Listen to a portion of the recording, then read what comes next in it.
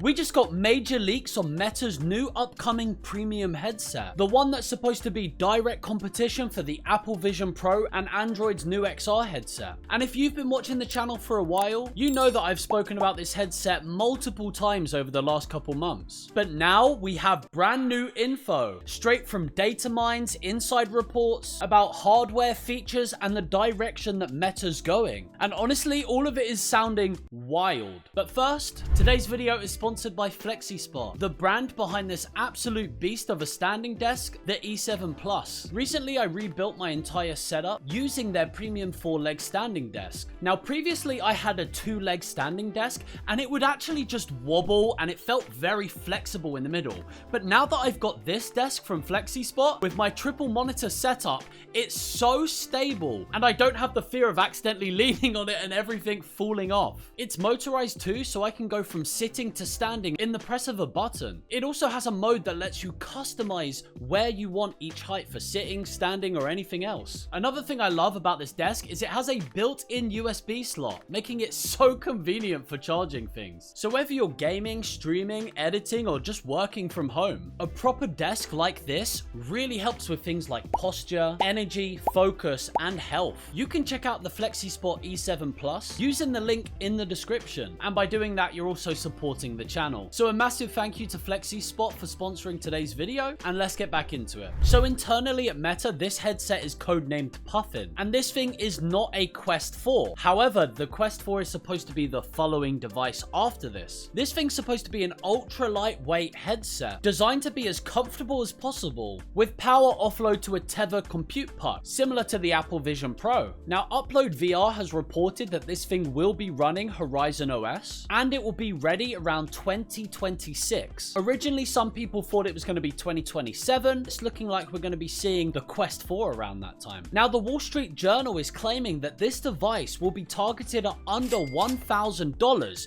which will be a major competitive strike to the Vision Pro and Android XR. And considering the tech specs that have been leaked, that's a very reasonable price. But now we need to talk about some of the serious leaks that have been discovered. These are going to be some of the crazy features that this new Puffin device will have inside. It's important to note that these have been data mined by Luna, and that data mined information was from the Horizon OS code. Firstly, auto IPD adjustments. Meta is building motorized lens shifting, aka auto IPD. No more rotating the wheel to adjust at your eye's length. It will be able to do it automatically. Now, this is common in a lot of headsets on the market right now, but it's so amazing if you're letting others wear your headset and not having to manually adjust it and measure their eyes every single time. But on the topic of eyes, the next feature that was discovered is the iris unlock. This will allow you to put on the headset, the cameras will scan your iris, and that will be how your security works on the device. It's kind of similar to Apple's Face ID, but just for the eyeball. This could even be used for switching accounts or setting up payments. But one thing Luna did mention is that this could actually be appearing on other devices and not necessarily on the Puffin. However, this is extremely likely to be in the next Meta headset. Now, this is one of my absolute favorite leaks. Brad Lynch has claimed that one of Meta's test units uses 0.9-inch micro-OLED displays, which are smaller than the big screen beyond panels.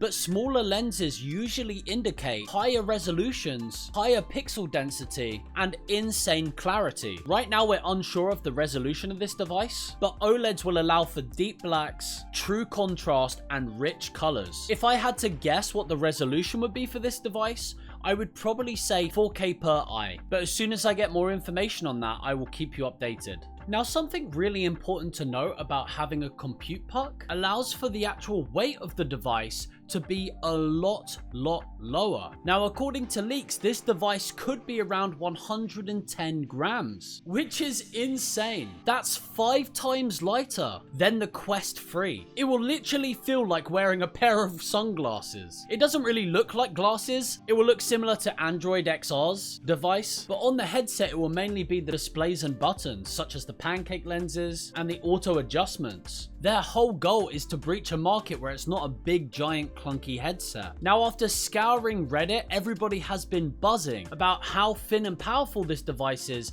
because the CPU itself will be inside the compute puck, which of course you just plug into the headset and it will slip into your pocket. It's absolutely a great way forward, as it feels way more comfortable wearing one of these on the face. And I know there's a large percentage of people online who actually prefer this over having everything on the headset. Now there is the other side of people who just want it all on the headset, but of course that adds added weight. But this device is specifically tailored to compete with devices that use compute pucks as well. But having a compute puck, people are concerned that this won't be as powerful as something, let's say, like the Quest 3 as a standalone. I have absolutely no doubt in my mind that this device will probably be just as powerful, if not more powerful, than the Quest 3. Another cool thing about going this direction is that Meta won't be primarily focusing on having controller support. It will rely heavily on eye tracking and hand gazing to navigate menus, just like the Vision Pro. Now, I'm almost certain that it will have controller support, because one area that everybody complains that Apple Vision Pro is lacking in is not being able to play XR, AR, or VR games. So Meta would really have an advantage by doing this. Actually, as of today of recording this video,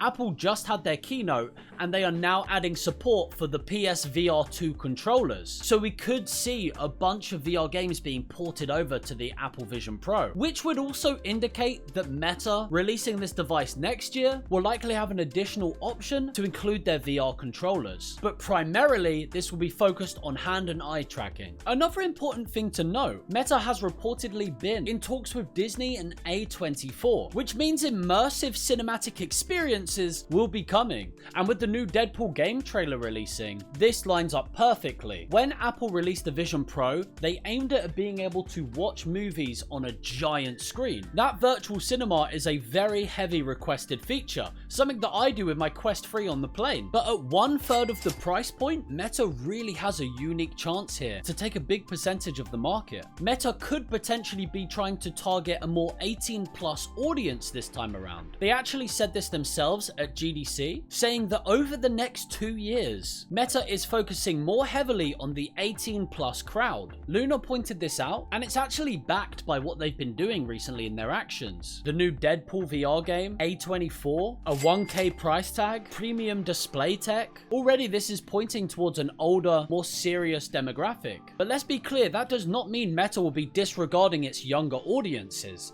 The younger audiences still make a large majority of the VR users. I think with a device like this, it's an opportunity for them to grab a new market. But Meta even lowered the age restrictions, focusing on games like Gorilla Tag and Animal Company, so it makes sense for them to also want to reach an older audience. Right now, Meta is testing multiple prototypes with different hardware setups and different price points. The final version of this headset hasn't been established. It's not locked in yet. There's still potential for chops and changes and smaller upgrades. And as soon as I get more information on this, I will keep you updated right here on this channel. So subscribe for more VR news. Leave a comment down below. What feature do you want to see the most in the Puffin device? But thank you so much for watching. Have a fantastic day and peace.